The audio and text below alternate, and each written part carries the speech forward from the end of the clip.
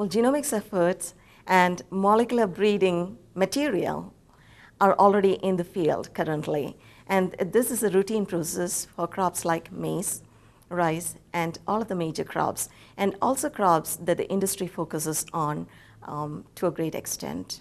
Vegetable crops would also be part of that. So for the crops that we are working on, some of them have their genomes already elucidated.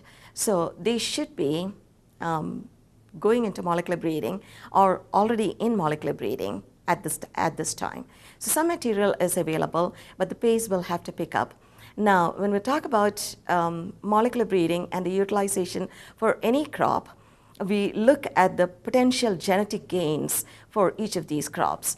For crops, the major ones that have been worked on quite a bit, the yield gap is almost plateauing. In those cases, in order to have genetic gain, markers become very prominent. For us, the genetic variability still remains quite a bit to be tapped as yet.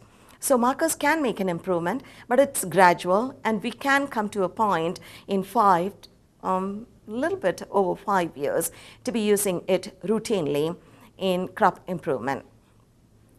Well, at that point, then, the utilization of markers for simple versus complex traits becomes important.